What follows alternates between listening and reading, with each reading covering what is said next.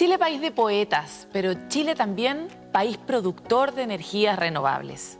Tenemos factores de viento y una radiación solar que nos convierte en líderes a nivel global. Sin embargo, la tarea no es menor, porque una nueva industria significa nuevos desafíos, nuevas conversaciones con los territorios y nuevos acuerdos. Esa es la historia que queremos contar hoy. ¿Cómo enfrentamos este futuro esplendor de la mano de las energías renovables sin, de paso, perjudicar a nuestros territorios? Eso y mucho más hoy en Hélice, encuentros que construyen futuro.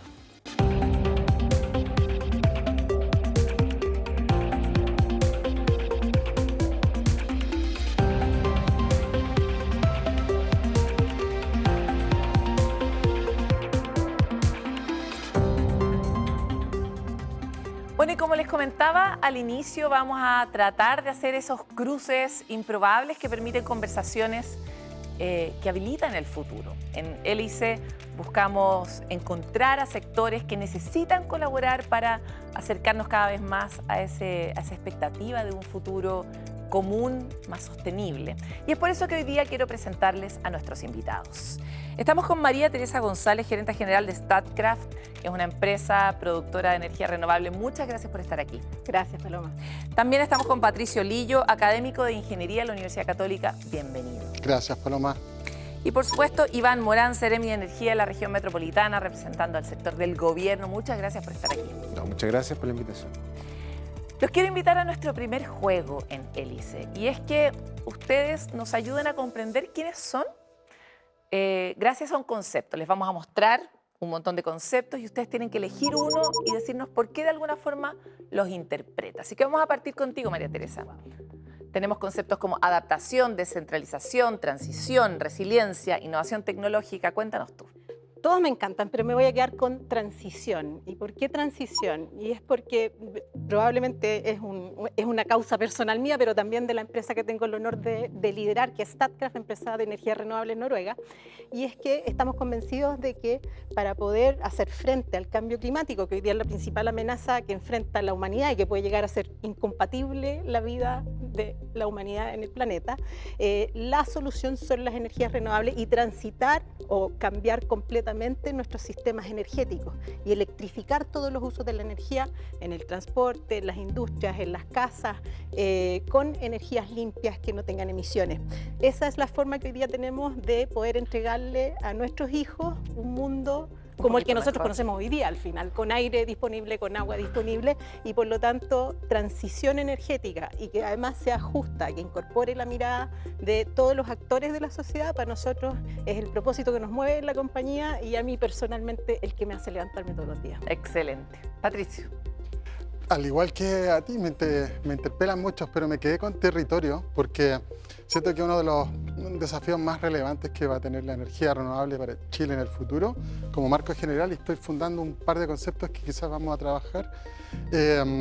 Estamos haciendo una transición, tenemos que dejar atrás el diésel, combustibles fósiles, y uno de los desafíos transversales que vamos a enfrentar es que estas tecnologías son intensivas en el uso de territorio. Hay una relación con la comunidad que es distinta y como país y como sociedad tenemos que desarrollar las habilidades y las competencias para poder lograr esa transición.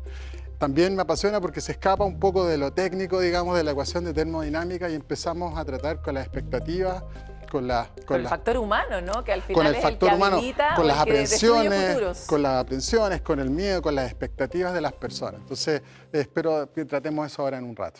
Iván. Yo me quedo con eficiencia energética, porque es fundamental si queremos cumplir nuestras metas de carbono neutralidad, junto con la transición y junto con avanzar, digamos, en dejar los combustibles fósiles, tenemos que hacernos conscientes del uso eficiente de la energía. En el planeta hoy día somos algo así como 6.200 millones de habitantes y al 2050 vamos a los 10.000 millones. Entonces hoy día tenemos unas emisiones de 50 gigatoneladas y esa ecuación tenemos que resolverla al 2050. Pero eso no solo lo vamos a lograr con la transición, que es fundamental, los combustibles limpios, el hidrógeno, la energía renovable, pero necesitamos hacer eficiencia energética, hacernos conscientes.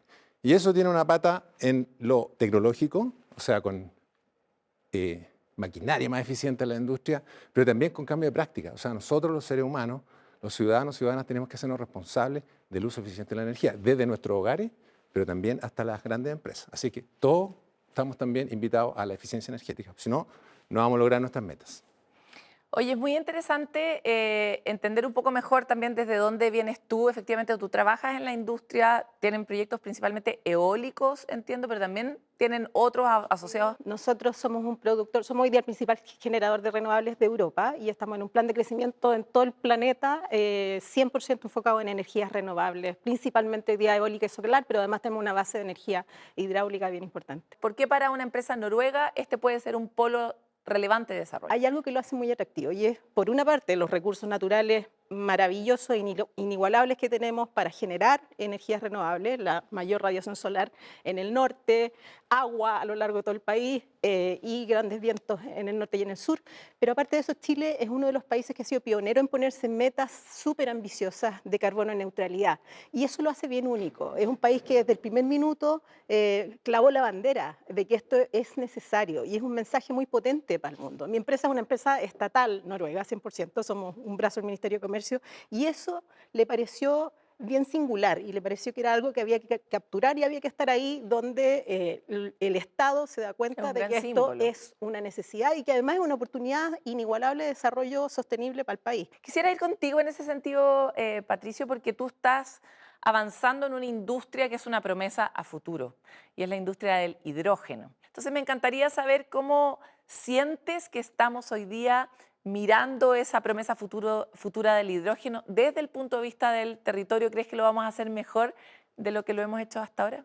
Muchas cosas han pasado en estos pocos años. Primero, estamos viendo en la industria, en el mundo, una calibración respecto a las expectativas de la velocidad a la que está avanzando la industria. Y el relacionamiento con el territorio tiene en parte que ver con eso. Hay cuestiones más específicas, tecnológicas, de mercado, logísticas, regulatorias, pero también respecto a la relación con el territorio. La energía renovable en Chile llevan 15 años de historia exitosa, están en un estado de maduración bien distinto al que, por ejemplo, presentan nuevas tecnologías que vienen detrás, que se apoyan en esa historia, en esas tecnologías, los recursos abundantes energéticos, pero que vienen detrás haciendo esta aposta casi, esta carrera y que todavía están en una etapa en que enfrentan desafíos a los que no se habían enfrentado, por ejemplo, en otras partes del país o en la región. En el caso del hidrógeno en particular, y me toca verlo cuando voy a colegios, cuando me toca ir a Magallanes, Antofagasta, por ejemplo, todavía existe dos cosas. Hay bastante expectativa en la comunidad respecto a qué va a ocurrir, digamos, eso tiene que dilucidarse y el mismo mercado, la misma industria tiene que resolverlo. Y también hay desconocimiento y eso abre las puertas quizás a una desconfianza. Por ejemplo, me ha tocado en Magallanes estar conversando sobre la peligrosidad o no del hidrógeno o del amoníaco, que es su carrier. Bueno, el caso cuando vas a tener estas conversaciones en Magallanes, la conversación es distinta respecto al impacto de la escala en el territorio. Entonces, tanto como industria y de todos los sectores, tenemos que desarrollar esas habilidades para implementar o lograr encauzar estos desafíos en el territorio. Tenemos que hacerlo, como decías tú, rápidamente. Esta ventana se está cerrando. Claro, ahí tenemos que entonces no solo ser pioneros en energías renovables, sino ser pioneros en relaciones humanas. Aquí hay una tecnología humana que desarrollar para poder resolver mejor las conversaciones dentro de los territorios y también comprender los bordes y los límites. Y ahí, Iván, el Estado está jugando un rol bien crítico porque gracias al Estado se produjo este boom en el desarrollo de energías renovables en Chile. Hubo una modificación en la ley en 2015 bajo el ministerio de Máximo Pacheco que permitió mirar de otra manera el requerimiento de licitación y eso hizo que literalmente explotara el mercado solar a un punto en que hoy tenemos una sobreoferta de energía solar. Perdemos mucha energía por la manera en la que se desarrolló a veces inorgánicamente este mercado. Y me encantaría saber, a la luz del pasado en el fondo, cómo el Estado ha visto su potencia en activar mercados, pero también su responsabilidad en ponerle bordes y orientar mejor, ¿no? Bueno, en el caso de la energía renovable, efectivamente se hizo una estrategia que nos permitió un boom, digamos, de generación renovable en proyectos fotovoltaicos o eólicos parque con aerogeneradores. Sin embargo, nos quedamos atrás, y es reconocido transversalmente que nos quedamos atrás en transmisión y almacenamiento. Pero sin embargo, hoy día estamos viendo que todos los nuevos proyectos que entran al sistema de evaluación de impacto ambiental ya viene incorporado con el sistema o de baterías o lo que ustedes habrán escuchado en los últimos meses también de Pumped Storage, ¿no? También tenemos un tremendo potencial de tener almacenamiento con energía renovable y evitar el... Estos conceptos de energía a veces dejan afuera a mucha gente, pero en términos muy sencillos es botar energía a la basura, voy a decirlo en sencillo. Y en línea de transmisión, por cierto, tenemos el Quemarlo Aguirre, un proyecto que está ya en proceso de evaluación y en proceso de adenda y todas esas cosas. Y es un desafío enorme, pues son casi 30 municipios que están involucrados, pero ahí el Estado y todos los servicios estamos aportando para que esos tipos de proyectos vean la realidad a fines de esta década, y eso sí nos va a permitir dar también un empuje a toda la industria energética y también todos los derivados que eso implica, ¿no? Incluido el hidrógeno. Quiero frenar aquí porque efectivamente todos ustedes dijeron tantas cosas que son difíciles de comprender, muchos conceptos que hoy día están habitando nuestra realidad territorial aquí en Chile, que es un país que está dictando cátedra a nivel mundial sobre cómo se van a construir, qué errores se van a dejar de cometer, cómo deberíamos perfilar los futuros desarrollos para tener energías sostenibles. Son cosas que se están diciendo desde Chile y que se están escuchando desde el mundo. Pero como ven, la conversación no es sencilla y la tecnología humana es una que se tiene que actualizar o al menos tratar de seguir el paso a esta enorme velocidad de soluciones y nuevas posibilidades que está entregando hoy el desarrollo de esta enorme industria que voy a llamar la industria renovable en general, pero que agrupa cada una de estas tecnologías que acabamos de mencionar. Vamos a profundizar sobre esto en el siguiente bloque en Hélice, porque queremos que este sea un encuentro que construya futuro. Bueno, volvemos ahora sí a la conversación un poco más profunda para retomar algunas de las cosas que planteamos en el primer bloque. Y quisiera partir con algunos datos. Primer dato, Chile, luego de esta transformación en la ley, logró que efectivamente se disparara la disponibilidad de proyectos de generación de energía renovable, solar y eólica, solar con mucha relevancia, y eso ha hecho que hoy las energías renovables representen alrededor del 68% de la generación eléctrica en Chile, que es un número enorme si uno lo mira en cualquier contexto del mundo. Pero además, eso hace que la energía eólica y solar específicamente hayan alcanzado, de acuerdo a los últimos datos de la Asociación de Generadores de Energía Renovable, ACERA, el 40% de la generación. Eso nuevamente es otro récord global. Sin embargo, toda esta energía que estamos generando no necesariamente la estamos usando. Ya lo planteaba en el bloque anterior Iván respecto de las necesidades que tenemos de poder llevar esa energía o en una carretera o guardarla a través de los sistemas de almacenamiento, que son básicamente pilas, ¿no? O sea, baterías que permiten almacenar la energía, u otro, pero que haga que todo este esfuerzo que tenemos en ser renovables y limpios no se derroche.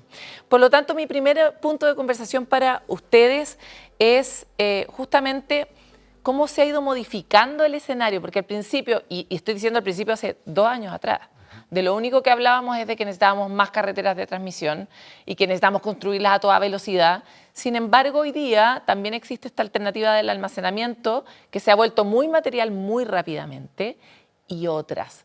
¿Cómo ven ustedes que podemos seguir siendo pioneros y al mismo tiempo estar despiertos para reaccionar a tiempo a las nuevas tecnologías y cómo evalúan nuestra capacidad de reacción? Partamos contigo, María.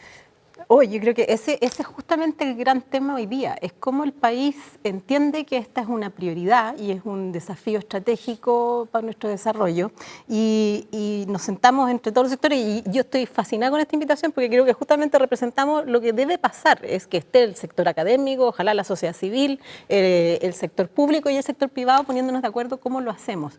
Hay condiciones habilitantes que hoy día son bien claves para poder viabilizar esto que llamamos la transición energética, que significa sacar las energías que generan emisiones y reemplazarlas por energías limpias. Pero hacer eso requiere una cantidad o realizar una cantidad de proyectos gigantescos y requiere ciertas condiciones habilitantes, como la transmisión, por ejemplo, como que nos pongamos de acuerdo con los territorios, dónde podemos hacer estos proyectos que generen o que se puedan desarrollar de forma armónica con los territorios y las comunidades, Por ejemplo, ¿cómo hacemos para que los permisos que necesitamos para poder hacer estos proyectos salgan en tiempo y no nos demoren los proyectos que al final los terminan haciendo inviables? Entonces, hay una serie de cosas que tenemos que hoy día ver más en detalle en una cosa muy asociativa. Esto es una misión país.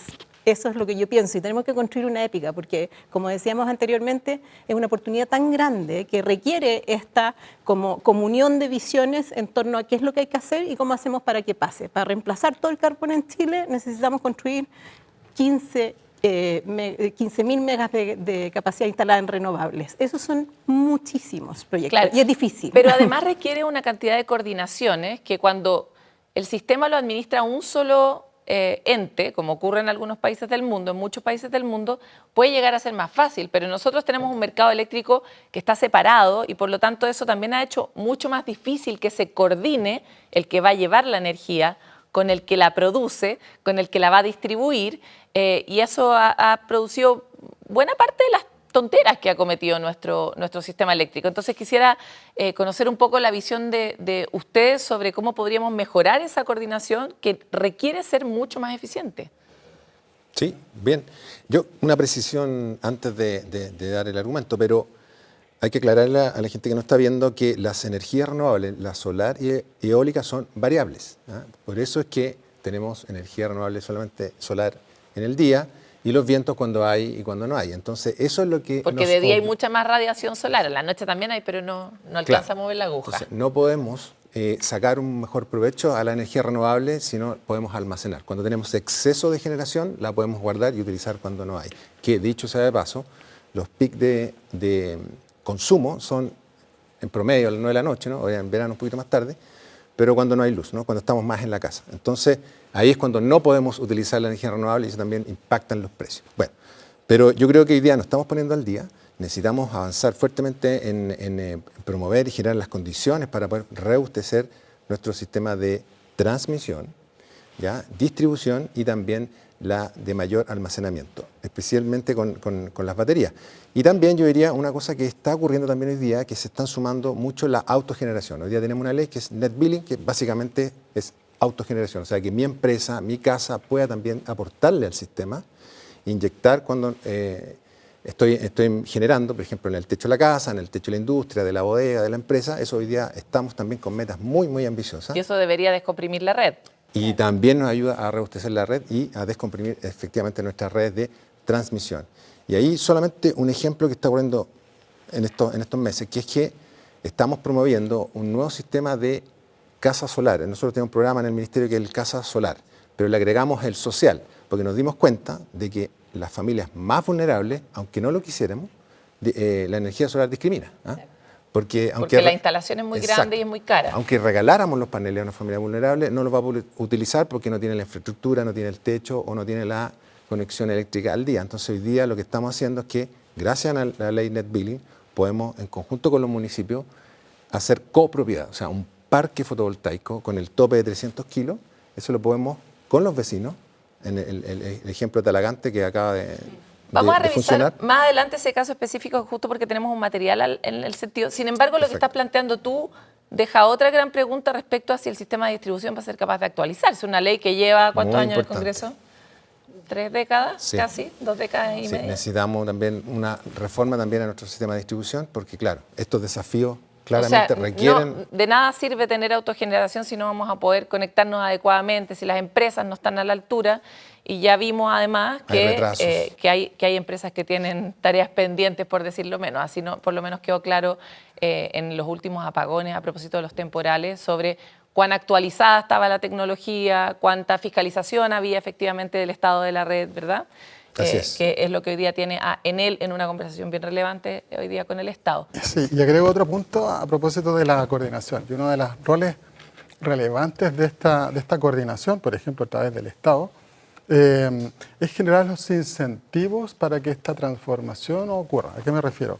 Estamos pensando en cómo aprovechamos y generamos energía a partir de esos increíbles recursos energéticos que posee Chile. O sea, para que la gente lo ponga en perspectiva, Chile tiene la mayor tasa de radiación solar del planeta, tiene uno de los lugares con mayores recursos eólicos del mundo. Entonces, ¿cómo puede ser posible que la mitad de nuestra matriz energética sea diésel. Y hay otra parte de esta cara en actividades de coordinación y implementación temprana que tiene que ver con los incentivos para que eso ocurra. Entonces, también hay una discusión que también lleva varias décadas en el caso de Chile, en que creo que necesitamos más flexibilidad para ver otras herramientas o instrumentos. Incentivos específicos. Por ejemplo, en el caso de estas tecnologías hidrógeno verde, amoníaco, metanol, etcétera, o la que pongas por delante, recordar que vamos a migrar a una matriz energética que estaba gobernada en el 50% por el diésel, por un abanico de tecnologías más variadas. Y esas tecnologías son y tienen que ser más caras al principio, ¿cierto?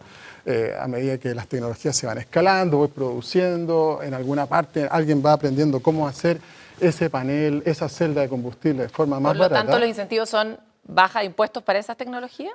Más que discutir, o sea, mi punto aquí no es más que el instrumento específico, que hay muchísimo, hay temas arancelarios, no, y en materia de hidrógeno hay muchos incentivos hoy día. El tema es que tienen que existir.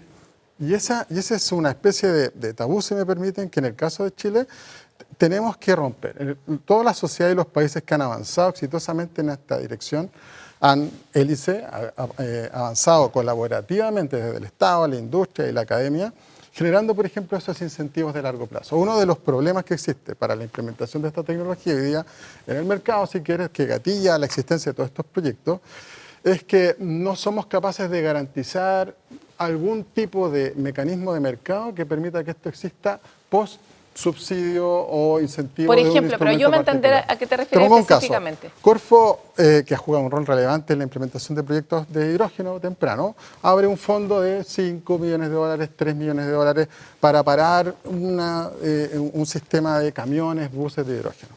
Eso tiene un tiempo limitado, 5 años. Y después de eso se dispara el precio. La pregunta es, ¿qué pasa después de esos 5 años? Entonces, ¿qué han hecho otros países del mundo?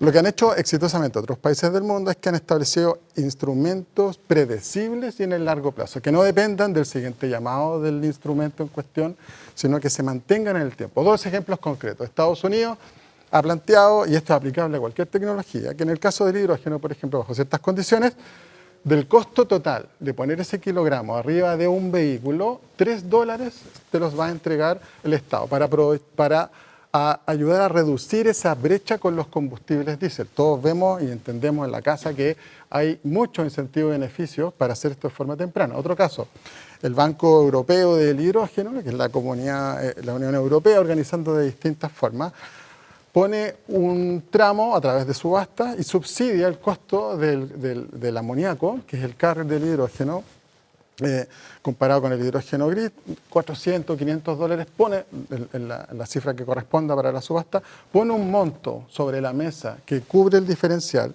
para que al otro lado el comprador tenga incentivos permanentes y en el largo plazo de impulsar esa transformación. Sí.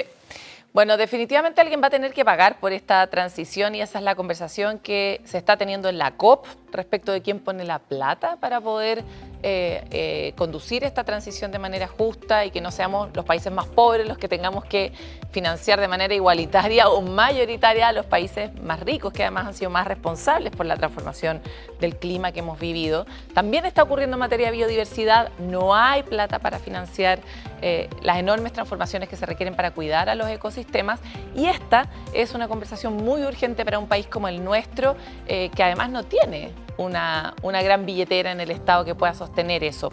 Pero vamos a volver con esta conversación luego de este breve corte que tenemos, con mucho más foco en los territorios y con las ideas que ustedes todos ya tienen ganas de contarme. Así que venimos enseguida en Hélice. Volvemos aquí en Hélice con la intención de que esta conversación nos ayude a mirar de una manera más colectiva este futuro que tenemos efectivamente en común. Y quisiera recoger 2 cosas que ocurrieron en el bloque anterior. Primero, el hecho de que alguien tiene que pagar la cuenta. Y la cuenta no solo se paga en plata, también se paga, si te instalan al lado un parque fotovoltaico, eventualmente en calidad de vida. Para bien y para mal, tal vez tengo más acceso, pero tal vez mi paisaje cambió mucho. Y esos precios son los que los humanos tenemos que ponernos de acuerdo cómo los vamos a pagar. Pero paralelamente quisiera recoger otro tema del bloque anterior y fue lo que mencionaba Iván sobre la ley de net billing que permite que uno empiece a generar su propia energía de manera individual, colectiva. Las industrias también pueden resolverlo. De esa manera permiten descongestionar la demanda por esta carretera por donde va la energía, pero también da cierta resiliencia a un sistema que está súper estresado, por ejemplo, por el cambio climático, por los distintos desastres. Cada uno va a poder tener su generación mucho más cerca y resolver esos problemas. Por eso quiero invitarlos a ver el caso de una comunidad en Copeumo. Esta es una cooperativa agrícola que en 2021 instaló una planta fotovoltaica que beneficia a 350 familias directamente. Conozcamos el caso. Copeumo es una cooperativa de responsabilidad limitada que fue fundada en el año 69. Son productores campesinos, originarios de la reforma agraria. Si no haber sido por Copeumo, quizá ellos no hubiesen podido mantener sus unidades productivas. Que eso ha trascendido a sus hijos, que han quedado a cargo también de estas parcelas y que ha permitido también un desarrollo local. Sobre este galpón se encuentran 72 paneles solares y en el otro galpón también tenemos aproximadamente 54 paneles, los que están conectados, ¿cierto?, a este inversor, donde baja la energía continua, ¿cierto?, y es transformada a corriente alterna y es inyectada al sistema interconectado. Existe, ¿cierto?, una ley que permite que uno, como usuario, ¿cierto?, pueda poder generar su propia energía, ¿cierto?, y lo que no ocupa, poder inyectarlo, ¿cierto?, al sistema interconectado. Pero luego también hay una modificación que se hizo que permite poder entregar los excedentes, o sea, la energía que no ocupo, entregársela a otros empalmes, a otros vecinos, digamos, ¿cierto? Entonces, de eso se trata la propiedad conjunta, donde yo me puedo asociar con otra persona u otra entidad para poder generar energía y vernos beneficiados en la reducción de la cuenta de luz. Inicialmente nosotros pensamos en nuestros socios, en poder beneficiar, ¿cierto?, a nuestros socios bajándole la cuenta de luz, pero nos dimos cuenta de que la cantidad de socios era mucho y quizá el descuento iba a ser muy, muy pequeño.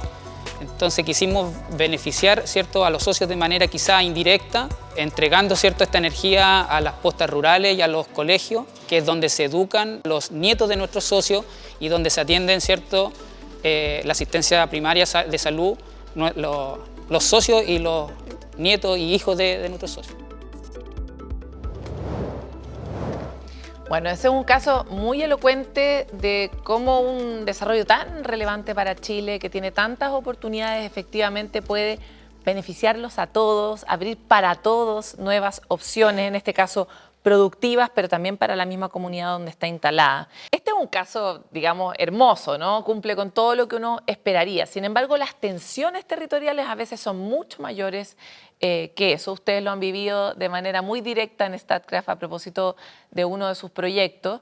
Y también lo están viviendo las comunidades con la incertidumbre a propósito del desarrollo de la industria del hidrógeno, y está ocurriendo también en comunidades, principalmente en el norte, a propósito de parques fotovoltaicos. Entonces, el factor humano, como decía al inicio, se está volviendo un factor muy relevante para poder avanzar en el futuro energético de nuestro país. Y quisiera ahí saber cómo ustedes ven esto.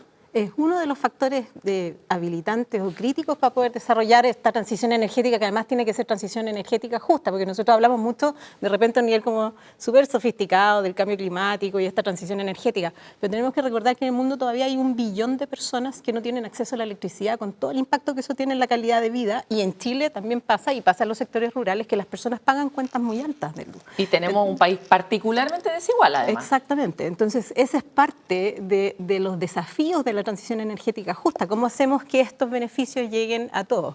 Nosotros, y tú decías, hemos tenido proyectos bastante desafiados en temas de comunidades, pero también tenemos proyectos donde los hemos desarrollado desde cero, donde tenemos problemas, lo compramos y ya traía una herencia un poco mala, pero estamos desarrollando hoy día proyectos, y es parte de lo que yo creo que tenemos que las empresas también ir desafiando. Es cómo hacemos para hacer participación muy temprana y que sea incidente, que las comunidades de verdad tengan voz y voto en los proyectos y que puedan decir, oye, ¿sabes qué? Esto no me parece. A ver, nadie quiere tener proyectos en el patio de su casa, eso es un hecho. Por lo tanto, ¿cómo hacemos para desarrollar procesos de diálogo muy tempranos para recoger las preocupaciones, las aprensiones de las personas y también para entender de qué manera estos proyectos pueden aportar al desarrollo local? Compartir valor, finalmente, ¿no? De hecho, en ese sentido, nosotros acabamos de suscribir un acuerdo en Litueche donde tenemos 3 parques eólicos operando con las comunidades vecinas para llevarles energía solar a sus casas y ponerles paneles. Y tiene todo un desafío de gestión y de ponernos de acuerdo y cómo se hace y cómo hacemos para que los sistemas internos de las casas soporten estos sistemas.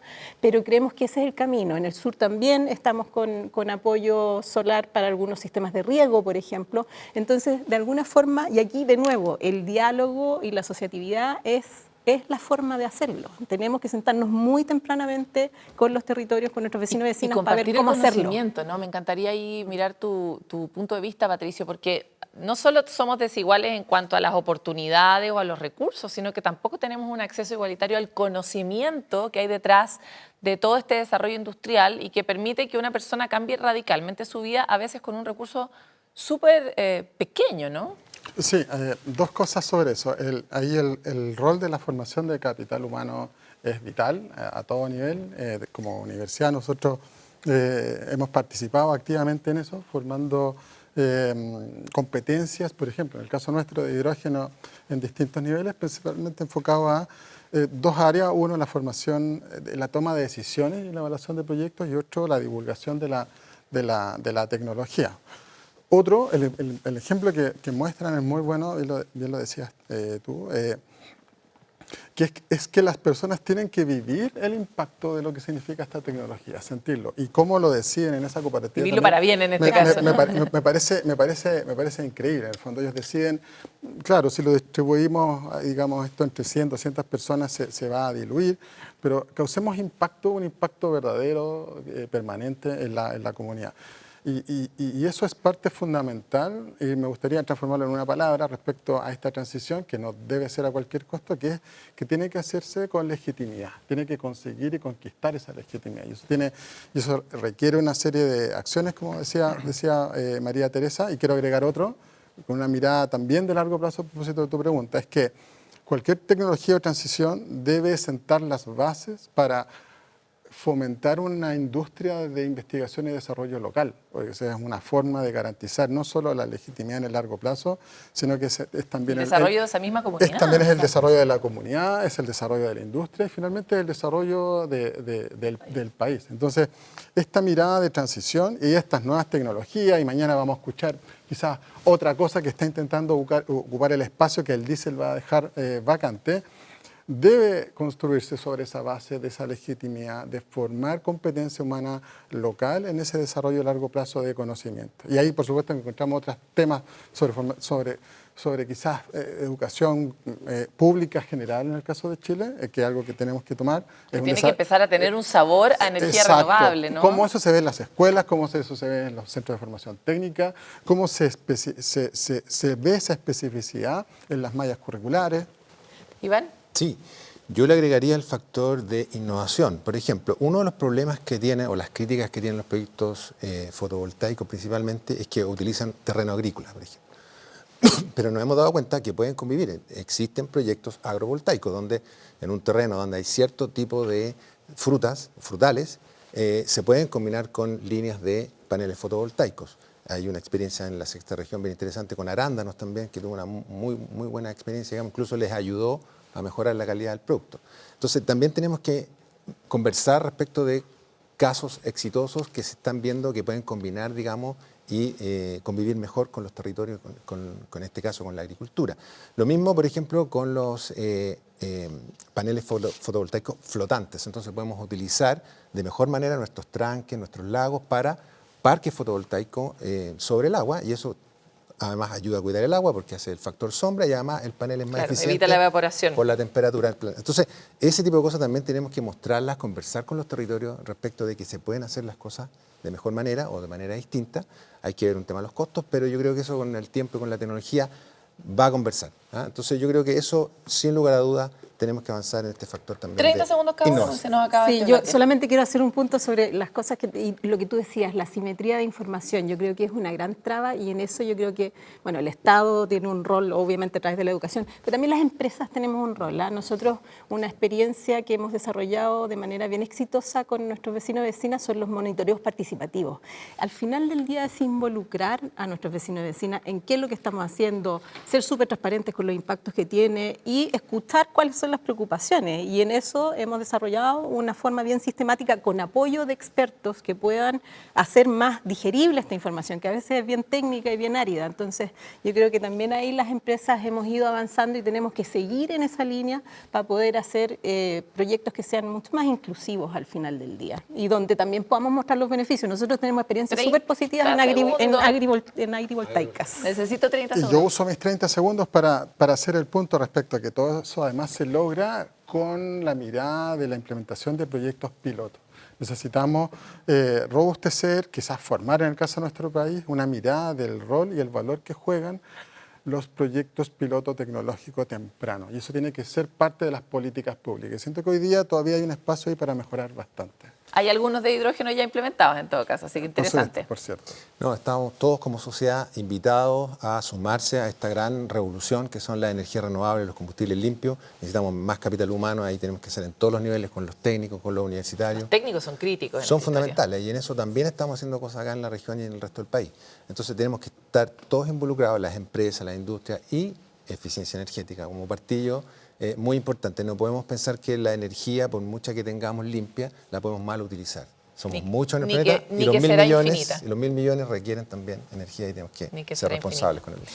Muchas gracias. Nosotros vamos a seguir en nuestro último bloque en Hélice, pero aquí tanto que conversar del rol de los 3 sectores y tantos más que tienen que hacer de este país, no solo un país minero, sino un país exportador de energías renovables. Y volvemos con el último momento de Hélice, donde buscamos hacer un ejercicio de empatía. Probablemente lo más importante para la humanidad hoy, para que podamos avanzar en las distintas tareas y desafíos complejos que tenemos que enfrentar juntos.